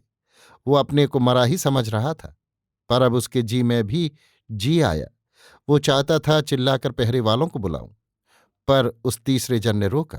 कहा, आप चुप रहें, मेरी बातों को सुन लें, फिर जो चाहे करें। पहरे वालों को बुलाकर आप क्या करेंगे? जब तक मैं यहां हूं आपका कोई एक रोंवां भी नहीं छू सकता। उन्होंने कहा, आप जो कहेंगे मैं करूंगा। आपने मेरा जी बचाया है। आपके कहने से मैं कभी मुड़ना नहीं चाहता। वो बोले, यहां कुछ न कहूंगा। आप किसी ठौर चलें, वहीं सब बातें होंगी। मैं इस बंधुए को भी साथ ले चलूंगा। उन्होंने कहा, अच्छा आइए, मेरे साथ चले आइए। कुछ देर में ये तीनों जन एक घर में पहुंचे। वहां एक खुली कोठरी में बैठकर इन लोगों में बातचीत होने लगी। एक जलते हुए दीवे को छोड़ वहां और कोई न था। पहले तीसरे जन ने भले मानस से कहा, आप बताइए, आप कौन हैं? क्या आप इस बंधुए को पहचानते हैं? इसने क्यों आज आप पर छुरी चलानी चाहिए थी? उन्होंने कहा, मैं मारवाड़ी हूं। आपकी दया से इन दिनों मेरा कामकाज कुछ अच्छा है। इसी से यहाँ के निठल्लू और निकम्मे सब मुझको कभी कभी घेरा करते हैं। मैं भी उनको कभी कभी कुछ दे दिया करता हूं, पर अब इनमें गुंडे और लुच्चे भी बहुत हो गए हैं। वो डराकर बहुत कुछ लेना चाहते हैं। जो ना दो तो इसी भांत गला घोंट कर मार देने में ही अपनी बड़ाई समझते हैं। ये जो इस घड़ी यहां बैठा है, इसने परसों मुझसे 50 रुपया रोक मांगा था। मैंने कहा, इस घड़ी में तुमको कुछ नहीं दे सकता। मैं समझता हूं इसी से आज ये मेरा जी लेना चाहता था। इसको मैं पहचानता हूं। ये मुझसे 2-4 बार 2-2 1-1 रुपया ले चुका है। ये पछाए का रहने वाला बामहन है। आप बताइए, आप कौन हैं? तीसरे जन ने कहा, आप देख ही रहे हैं, मैं एक साधु हूं। दूसरे के दुख को दूर करना ही हम लोगों का काम है। 1.5 महीना हुआ मैं कलकत्ते आया हूं। तब रात से दिन इनको, जो आपके सामने बैठे हैं, खोज रहा हूं। संजोग की बात है, आज अचानक इनसे भेंट हो गई। मैं इन्हीं की खोज में एक ठौर जा रहा था। मग में देखा आप पर घात लगाए ये चले जा रहे हैं। मुझको खटका हुआ। मैं भी पीछे पीछे चला। जो सोचता था वही हुआ, पर आपका जी बच गया, ये बड़ी बात हुई। मैंने यहां पहुंचने से पहले इनको न पहचाना था। दीवे के सामने आने पर मैंने इनको पहचाना। मेरा काम भी हुआ। अब मैं आपसे यही चाहता हूं, आप इनका जी छोड़ दें। बिना पहचाने भी मैं इनको बचाना चाहता था, और इसीलिए आपको वहां से यहां लेवा लाया। बोलचाल होने पर पहरे वालों से पकड़े जाने का डर था। मारवाड़ी ने कहा, एक तो ये बाहमन है, दूसरे आप कहते हैं, इसलिए मैंने इनको छोड़ दिया। पर ये न जान पड़ा आप इनको क्यों खोजते रहे हैं। मैं सब बातों को कहकर आपका जी भी दुखाना नहीं चाहता, पर अब इनसे कुछ पूछूंगा। ये कहकर उस तीसरे जन ने उस जन की ओर फिर कर कहा, क्यों, मुझको तुम पहचानते हो? रमानाथ तुम्हारा ही नाम है ना? रमानाथ के जी में इस घड़ी एक अचंभे का उलटफेर हो रहा था। वो सोच रहा था, एक ये है जो दूसरों के दुख को दूर करना ही अपना धर्म समझता है, एक मैं हूं जो दिन रात दूसरे के सताने ही में चैन पाता हूं। क्यों उनका जी ऐसा है और मेरा ऐसा? मैं इसको समझ नहीं सकता हूं, पर कुछ कुछ जी में आज ये बात समाती है। जो भले हैं उन्हीं को सुख मिलता है। मैं जितना ही सुख को खोजता फिरता हूं, उतना ही वो मुझसे दूर भागता है। राम जाने ये क्या बात है। ये सोचकर वो बोला, हाँ, रमानाथ मेरा ही नाम है, पर मैं आपको पहचानता नहीं हूं। आप बड़े लोग हैं, सब कुछ जान सकते हैं, अनजान को भी पहचान सकते हैं, पर मैं पापी हूं, आप जैसों को कैसे पहचान सकता हूं। ये तीसरे जन हमारे देवनंदन हैं।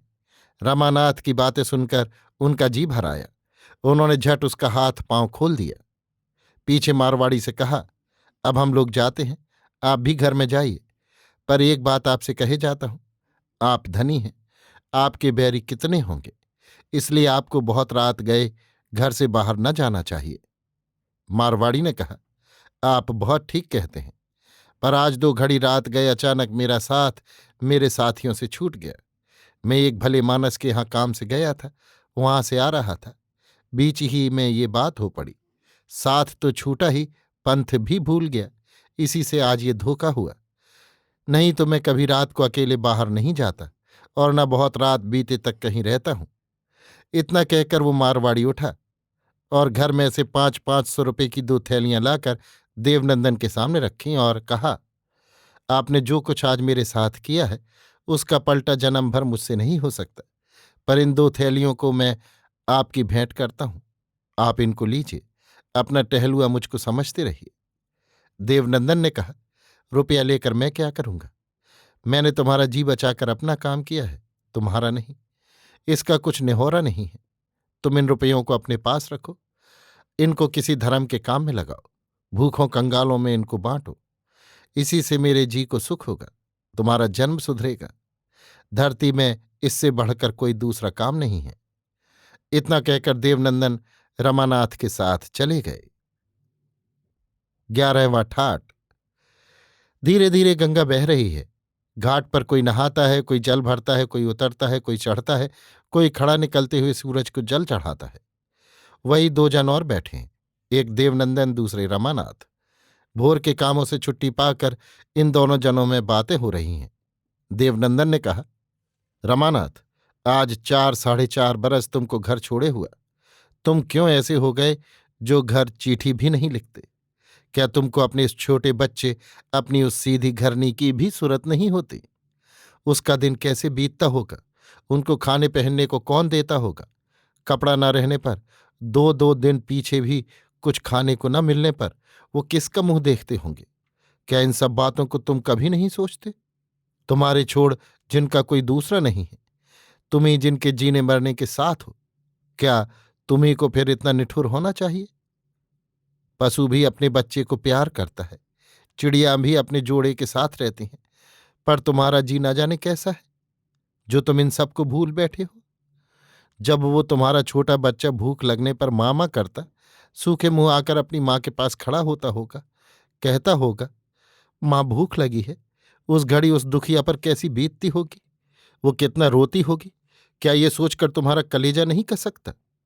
वो भले मानस की घरनी है, तुमको छोड़ उसको सहारा देने वाला कौन है? रमानाथ, जो अब तक तुमने इन बातों को नहीं सोचा, तो क्या अब भी न सोचोगे? रमानाथ ने रोते रोते कहा, कल जब से मैंने आपको देखा है, तब से मेरा जी ठिकाने नहीं है। न जाने क्यों बहुत सी पिछली बातों की सूरत हो रही है। आज आपकी सब बातों को सुनकर कलेजा फटा जाता है, जी घबरा रहा है, पर मुझको ये नहीं सूझता है मैं क्या करूं। ना जाने उस जन्म में मैंने कैसी कमाई की है जिससे मुझको ये सब भुगतना पड़ रहा है। देवनंदन, तुम उस जन्म की कमाई को क्यों झींकते हो? उस जन्म की कमाई तुम्हारी बहुत अच्छी रही है। जो अच्छी न होती बामन के घर में जन्म न होता, देवबाला ऐसी घरनी न मिलती। तुम अपनी इस जन्म की कमाई को झींको, जिससे दूसरे जन्म में न जाने तुम्हारी कौन गत होगी। जो देवबाला तुम्हारे पांवों की धूल माथे में लगाकर अपने को सुहागिन जानती, जिस देवबाला ने तुम्हारे लिए अपने देह के गहने तक उतार दिए, जिस देवबाला को तुम्हारा अवगुण भी गुण जान पड़ता है, जिसने तुम्हारी बुराई पर आंख न डाली, तुमको देवता समझा, तुम्हारा मुंह देखकर ही दुख को सुख माना। हाय, तुमने उसी देवबाला को छोड़ा, और उसको छोड़ा भी तो किसी बाबू की टहलुनी को रखा। क्या इससे भी बुरी कमाई हो सकती है? रमानाथ, तुम्हारा जन्म ब्राह्मण के घर में हुआ है। तुमको दूसरों का भला करना चाहिए, जो कुछ मिल जाए उसी पर संतोष रखना चाहिए। ऐसा काम करना चाहिए जिसे किसी का जी न दुखे। सबसे प्यार के साथ बरतना चाहिए। जिन कामों को करने से धरती के जीवों का भला हो, उन्हीं में जी लगाना चाहिए। पर तुम चोरी, ठगी, बटपारी करते हो, धोखा देकर डराकर दूसरों से धन लेते हो। जिन बुराइयों का नाम सुनकर रोआं खड़ा होता है, उन्हीं के करने में जी लगाते हो। कल तुमको मैंने अपनी आंखों दूसरे का गला काटते देखा। इस पर भी तुम्हारे पास एक कौड़ी नहीं है। इन बुरे कामों को करके तुम जो कमाते हो, उसको रंडी भड़ुओं को खिला देते हो, नाच रंग में उड़ा देते हो। क्या इन बुराइयों से बढ़कर भी कोई बुराई है? इन कमाइयों का पलटा उस जन्म में तुमको क्या मिलेगा? क्या भूल कर भी अपने जी में सोचते हो? कोल, भील, भर, पासी जिन कामों के करने में हिचकते हैं, जिन बुराइयों का नाम सुनकर कान पर हाथ रखते हैं, वही बुराइयां तुमसे होती हैं। उन्हीं कामों को तुम करते हो। क्या इससे नरक में भी ठौर मिलेगी? मैं समझता हूं ऐसे लोगों को देखकर नरक भी कांप उठेगा। रमानाथ, क्या अब भी तुम सोच सकते हो? क्या अब भी सच्चे जी से भगवान को पुकार कर कह सकते हो, प्यारे, जो चूक आज तक मुझसे हुई, आगे को मैं कान पकड़ता हूं, तू उनको क्षमा कर। तेरी ही दया से मेरे सब पापों के कट जाने का आसरा है। मैं समझता हूं तुम बामन के घर में जन्मे हो, बामन का ही लोहू मांस तुम्हारे में है। अब तक तुमने जो किया सो किया, अब से अपना जन्म बना सकते हो। रमानाथ रो रहा था, फूट फूट कर रो रहा था। पाप एक एक करके उसकी आंखों के सामने नाच रहे थे। देवनंदन की बातों से उसके कलेजे पर चोट सी लगी थी। वो डरा भी बहुत था, उससे बोला न जाता था, पर उसने जी थाम कर कहा, आप मुझको बचाइए, आप मुझ डूबते को सहारा दीजिए। अब आप जो कहेंगे वही मैं करूंगा। 2 महीना हुआ मेरी रखेली भी मर गई। ये झंझट भी मेरे सिर से जाता रहा। रहा पेट का झमेला, उसके निबाह के लिए आप जो कहेंगे वही मैं करूंगा। जिसमें मेरा भला हो, जिसमें मैं भगवान को अपना मुंह दिखा सकूं, आप उन्हीं बातों को बताइए, अब मैं उन्हीं को करूंगा। देवनंदन ने कहा, सबसे सीधा ढर्रा यही है, तुम घर चलकर अपने बाल बच्चों में रहो। अपनी दुखिया घरनी के उजड़ते घर को बसाओ। भाग से, भली कमाई से जो मिले उसको खा पी कर अपना दिन बिताओ। इसी में तुम्हारा भला होगा। भगवान को मुंह दिखाने जोग तुम इन्हीं कामों को करके होगे। रमानाथ ने कहा, ना, घर में न चलूंगा। कौन मुंह लेकर चलूं? मैं आप ही के साथ साधु होकर रहूंगा। अपना भला मैं इसी में देखता हूं। देवनंदन, क्यों ना घर चलोगे? घर चलना होगा। यही मुंह लेकर घर चलो। इसी मुंह के लिए तुम्हारी घरनी तरसती है। यही मुंह उसके अंधियाले जी का उजाला है। इसी मुंह के देखने के लिए वो एक घड़ी को एक एक बरस ऐसा समझ रही है। जो अपने बाल बच्चों में धर्म के साथ रहता है, उसको साधु बनने से क्या काम है? तुम घर चलो, तुम्हारी भलाई इसी में है। रमानाथ, मेरे खेत सब गिरों हैं, दूसरा काम करने आता नहीं। आज तक मुझको अपने ही पेट से छुट्टी नहीं। कल घर चलने पर बाल बच्चों का निबाह कैसे होगा? जिन बखेड़ों से घबरा कर मैं भागा था, उन्हीं सब बखेड़ों को आप फिर मेरे सिर डालते हैं।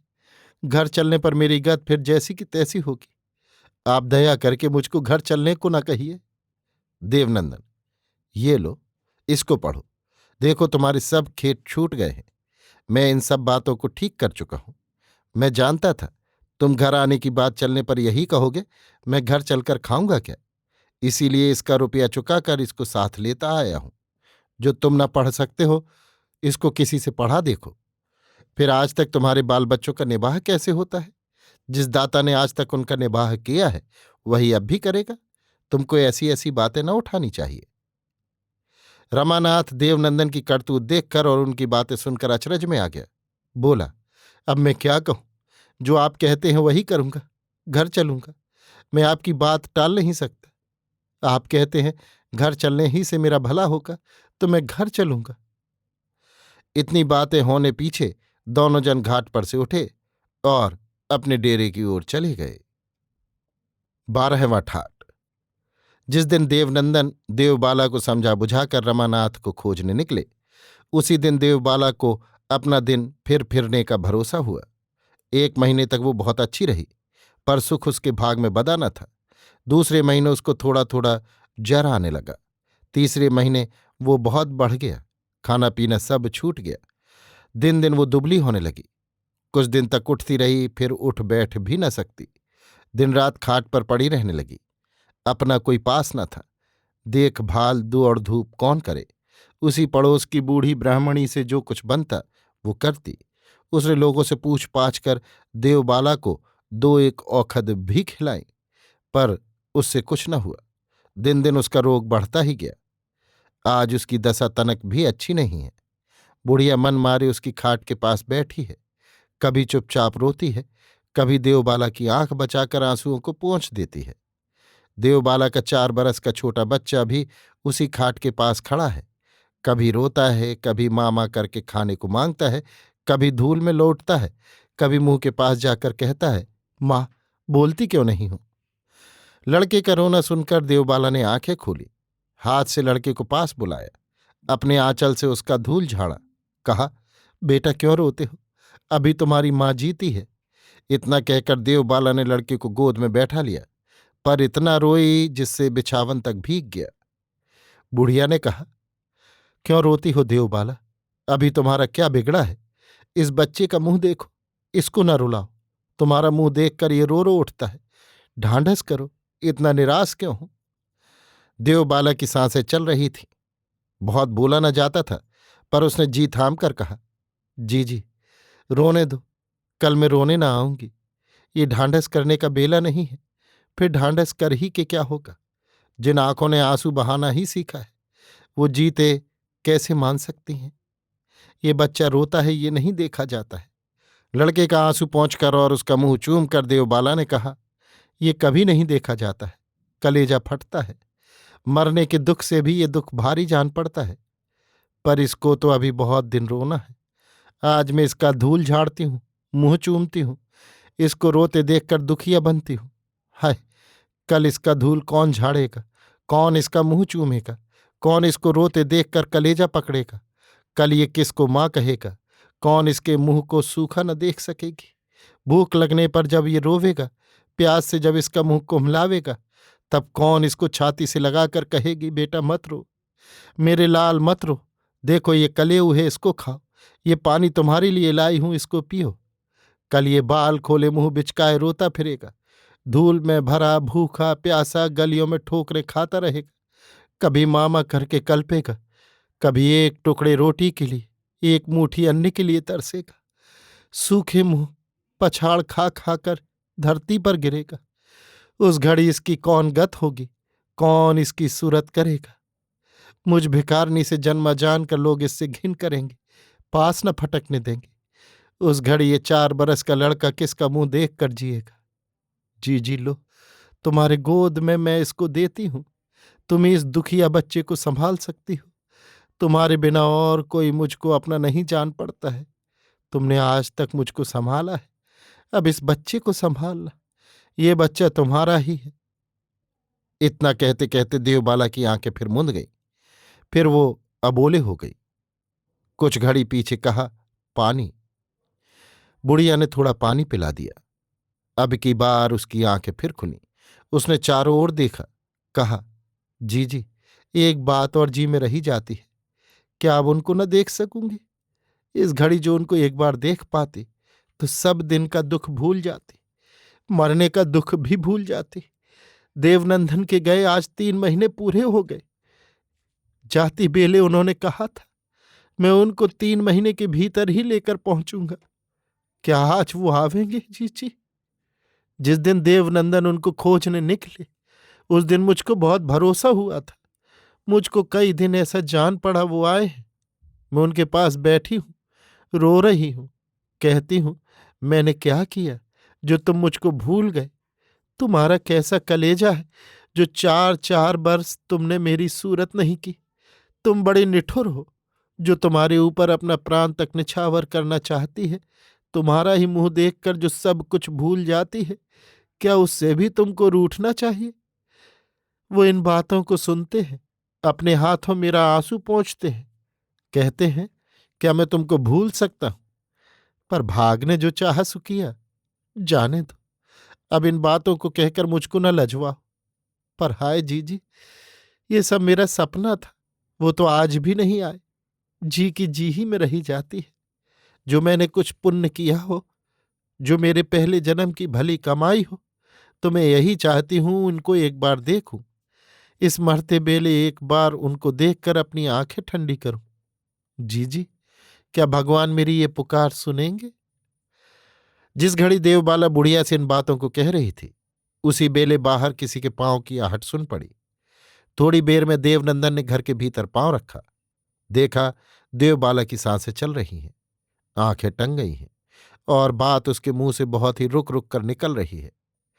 देवनंदन बाहर ही से देवबाला की दशा सुनते आए थे। घर में आकर उसकी ये दशा देखकर उनका कलेजा फट गया। बहुत संभालने पर भी जो न संभला, पर उन्होंने कलेजा थाम कर कहा, देवबाला, रमानाथ आए हैं, क्या कहती हो? देवबाला ने प्यार के आंसू बहाकर कहा, भैया, अब इस जन्म में भेंट न होगी। मैं चली, पर मरने के दुख से भी बढ़कर जो दुख था, उसको तुमने दूर किया। मैं इसका कहाँ तक निहोरा करूं? मुझको भूल न जाना। मैं अब इस घड़ी यही चाहती हूं, उनको यहां आने दो। देवनंदन बड़े दुख के साथ घर में से बाहर हो गए। बुढ़िया भी वहां से उठकर दूसरी ठौर चली गई। थोड़ी देर में धीरे धीरे सिर नीचा किए रमानाथ ने उस घर में पांव रखा। रमानाथ का सिर लाज से ऊपर न होता था, आंख से आंसू भी गिर रहा था। देवबाला ने उसको आते देखा, कुछ घड़ी के लिए सब दुख भूल गई। इस घड़ी उसकी आंखों में आंसू न था। वो बोली, क्या कहूं, भाग में यही लिखा था। 4.5 बरस पीछे प्यारे से भेंट होगी तो उस घड़ी जब प्राण बाहर निकलते होंगे, तब भी मैं अपने को बड़ भाग्नी समझती हूं, जो मरते मुझको तुम्हारे पांव की धूल मिल गई। इतना कहकर देवबाला ने रमानाथ को पास बैठाला, पांवों की धूल लेकर आंखों से मला, माथे पर चढ़ाया, पीछे कहा, मैंने जानबूझकर कभी कोई चूक नहीं की है। जो भूल कर भी मुझसे कोई चूक हुई हो, तो मैं चाहती हूं तुम उसको क्षमा करो। जो कुछ भी तुम्हारे जी में मैल होगी, तो मैं भगवान को मुंह कैसे दिखाऊंगी? रमानाथ ने कहा, प्यारी, तुमसे और चूक, ये कैसे हो सकता है? पर जो कोई चूक हुई हो, मैंने उसको क्षमा किया। भगवान तुम्हारा भला करे। अब की बार देवबाला फिर रोई, बोली, कैसा अच्छा होता जो ये बात कुछ दिन पहले तुम्हारे जी में आती। भाग ने जो चाह किया। अब मैं चली, इस बच्चे को तुम्हें सौंपे जाती हूं। देखो, ये रो रहा है, इसको चुप कराओ और असीस दो। मैं जन्म जन्म तुम्हारे चरणों की दासी होकर जन्मूं, पर ऐसा दुख किसी जन्म में ना पाऊं जैसा इस जन्म में मिला है। रमानाथ ने रोते रोते देखा। इतना कहते कहते देवबाला की आंखें अचानक मुंद गई और देखते ही देखते प्राण उसके दुखिया देह से बाहर हो गया। 13वां ठाट। सूरज वैसा ही चमकता है, बयार वैसी ही चल रही है, धूप वैसी ही उजली है, रूख वैसे ही अपनी ठौर खड़े हैं, उनकी हरियाली वैसी ही है, बयार लगने पर उनके पत्ते वैसे ही धीरे धीरे हिलते हैं, चिड़ियां वैसी ही बोल रही हैं, रात में चांद वैसा ही निकला, धरती पर चांदनी वैसी ही छिटकी, तारे वैसे ही खिले, सब कुछ वैसा ही है। जान पड़ता है देवबाला मरी नहीं, धरती सब वैसी ही है, पर देवबाला मर गई। धरती के लिए देवबाला का मरना जीना दोनों एक सा है। धरती क्या, गांव में चहल पहल वैसी ही है, हंसना बोलना गाना बजाना उठना बैठना खाना पीना आना जाना सब वैसा ही है। देवबाला के मरने से कुछ घड़ी के लिए दो एक जन का कलेजा कुछ दुखा था, पर अब उनको देवबाला की सूरत तक नहीं है। वो भी देवबाला को भूल गए। हाँ, अब तक एक कलेजे में दुख की आग धह दहा रही है। अब तक एक जन की आंखों में आंसू बहता है। वो देवबाला के लिए बावला बन रहा है। ये दूसरा कोई नहीं, रमानाथ है। पीछे क्रियाक्रम का झमेला हुआ, दूसरे कामकाज की झंझट हुई। रमानाथ को ही ये सब संभालना पड़ा। धीरे धीरे उसका दुख भी घटने लगा। धीरे धीरे वो भी देवबाला को भूल रहा है। एक एक करके दिन जाने लगे। देवबाला को मरे कई दिन हो गए, पर देवनंदन अब तक उसको नहीं भूले हैं। अब तक वो लड़कपन की हंसती खेलती देवबाला, अब तक वो ब्याह के पहले की बिना घबराहट की लजीली देवबाला, अब तक वो दुखिया रोती कलपती देवबाला उनकी आंखों में, कलेजे में, जी में, रोए रोए में घूम रही है। सोते उठते बैठते खाते पीते देवबाला ही की सूरत उनको बंधा रही है। वो सोचते हैं, क्यों? देवबाला की कोई ऐसी कमाई तो नहीं थी जिससे उसको इतना दुख मिले। फिर किस लिए उसका ब्याह ऐसे निठल्लू निकम्मे अनपढ़ बुरे के साथ हुआ जिससे उसको कलप कलप कर दिन बिताना पड़ा? क्यों उसके माँ बाप ने उसको ऐसे घर में ब्याहा जहां वो एक मुट्ठी नाज के लिए भी तरसती रही? क्यों ब्याह के 6 ही महीने पीछे ससुर मर गया, बरस भर पीछे पुरुष परदेश चला गया, थोड़े ही दिन पीछे सास भी मर गई, माँ बाप जगन्नाथ जी गए फिर न लौटे? रमानाथ कहते थे वो दोनों एक ही दिन कलकत्ते में मर गए। क्यों? एक के पीछे एक ये सब कलेजा कपाने वाली बातें होती गई। और क्यों जब उसके दिन फिर फिरने पर हुए तो वो आप ही चल बसी? क्यों जो इस धरती पर डर कर चलता है वही मुंह के बल गिरता है? क्या धर्म से रहने वाले ही को सब कुछ भुगतनी होती है? राम जाने ये क्या बात है। पर जो ऐसा न होता, देवबाला को इतना दुख न भोगना पड़ता। सास ससुर सब दिन जीते नहीं रहते, माँ बाप भी कभी लड़की के काम आते हैं। माँ बाप ससुर सास के मरने से कभी देवबाला को इतना दुख न भुगतना होता जो रमानाथ भला होता। रमानाथ के बुरे और निकम्मे होने ही से देवबाला की ये सब दशा हुई। इससे मैं समझता हूं देश की बुरी रीत जो रमाकांत के जी को डवाडोल न करती, अनसमझी से जो वो हाड़ ही को सब बातों से बढ़कर न समझते, झूठे घमंडों के बस उतरकर ब्याह करके लोगों से हंसे जाने का जो उनको डर न होता, तो वो हठ न करते, और जो हठ न करते तो रमानाथ जैसे क्रूर के साथ देवबाला का ब्याह न होता, और जो रमानाथ के साथ देवबाला का ब्याह न होता तो कभी देवबाला जैसी भली तिरिया की ये दशा न होती। देश की बुरी रीतियों, झूठे घमंडों से कितने फूल जो ऐसे ही बिना बेले को मिला जाते हैं, कितनी लहलही बेलियां जो नुच कर सूख कर धूल में मिल जाती हैं, नहीं कहा जा सकता। राम, क्या तुम यही चाहते हो, ये देश बुरी रीतियों के बस ऐसे ही दिन मिट्टी में मिलता रहे? इतना कहकर देवनंदन फिर सोचने लगा, जब मैंने जग से नाता तोड़ लिया, जी के उचाट से घर द्वार छोड़कर साधु हो गया, अपना ब्याह तक नहीं किया, एक कौड़ी भी अपने पास नहीं रखता, काम लगने पर दूसरों का दुख छुड़ाने के लिए 200-400 अपने भाई से लेता था, अब वो भी नहीं लेता। उसी को समझा दिया, मेरे बाँट के रुपए से दीन दुखियों का भला करते रहना। जब इस भांत में सब झमेलों से दूर हूं, तूंबा और लंगोटी ही से काम रखता हूं, तो फिर एक तिरिया की घड़ी घड़ी सुरत किया करना, उसके दुखों को सोच सोच कर मन मारे रहना। देश की बुरी रीत के लिए कलेजा पकड़ना, आंसू बहाना मुझको न चाहिए। अब इन बखेड़ों से मुझको कौन काम है? धरती का ढंग ही ऐसा है, सब दिन सबका एक सा नहीं बीतता, उलटफेर इस जग में हुआ ही करता है, इसको कौन रोकने वाला है? फिर उसने सोचा, भभूत लगाने से क्या होगा, गेरुआ पहनने से क्या होगा, घर द्वार छोड़ने से क्या होगा, लंगोटी किस काम आवेगी, तूंबा क्या करेगा, साधु होने ही से क्या, जो दूसरों का दुख मैं न दूर करूं, दुखिया को सहारा न दूं, जिस काम के करने से 10 का भला हो उसमें जी न लगाऊं, देश की बुरी रीत के दूर होने के लिए जतन करना, लोगों के झूठे घमंडों को समझा बुझाकर छुड़ाना, जिससे एक को कौन कहे लाखों का भला होगा। क्या मेरा काम नहीं है? क्या मेरे साधु होने का सबसे बड़ा फल ये नहीं है? देवबाला भूल जावे, उसको अब भूल जाना ही अच्छा है। पर सांस रहते मैं दूसरे की भलाई के काम को कैसे भूल सकता हूं? पर क्या कभी मेरे मन की बात पूरी होगी? क्या कभी यहां वाले अपने देश की बुरी चालों को दूर करना सीखेंगे? क्या दूसरों की भलाई का रंग यहां वालों पर चढ़ सकता है? क्या हठ छोड़कर इस देश के लोग बातों के करने में जी लगा सकते हैं? क्या जतन करने से कुछ होगा? इसी बेले देवनंदन ने सुना जैसे किसी ने कहा, हाँ होगा। उन्होंने आंख उठाकर देखा। आकाश से एक ज्योत सामने उतरती चली आती है और उसी में बैठा जैसे कोई कह रहा है, हाँ होगा। देवनंदन थिर होकर उसी को देखने लगे। उसी में से फिर ये बात सुन पड़ी, क्यों, मुझको तुम जानते हो? मेरा नाम आशा है। मेरे बिना धरती का कोई काम नहीं चल सकता। मैं तुमको बतलाती हूं, जतन करो। जतन करने से सब कुछ होगा। देवनंदन ने बहुत विनती के साथ कहा, कब तक होगा मां? फिर बात सुनने में आई, जतन करने वालों को कब तक की बात मुंह पर न लानी चाहिए। जब तक उसका काम न हो तब तक उसको जतन करते रहना चाहिए।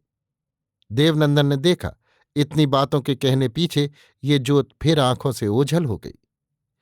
देवनंदन कब तक जीते रहे और किस ढंग से उन्होंने देश की बुरी चालों को दूर करने के लिए जतन किया, कैसे कैसी खोटी रीत छुड़ाकर अपने देश भाइयों का भला करना चाहा, इन सब बातों को यहां उठाने का काम नहीं है। पर जब तक वो जीते रहे उनका यही काम था। कुछ दिनों पीछे रमानाथ भी उनका साथी हो गया था। बहुत दिन तक लोगों ने देवनंदन को दूसरों की भलाई के लिए घूमते देखा था, पर पीछे उनको भी धरती छोड़नी पड़ी।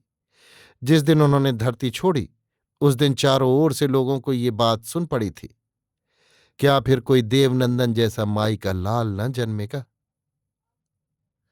अभी आप सुन रहे थे अयोध्या सिंह उपाध्याय हरिऔध के लिखे उपन्यास ठेठ हिंदी का ठाठ को मेरी यानी समीर गोस्वामी की आवाज में।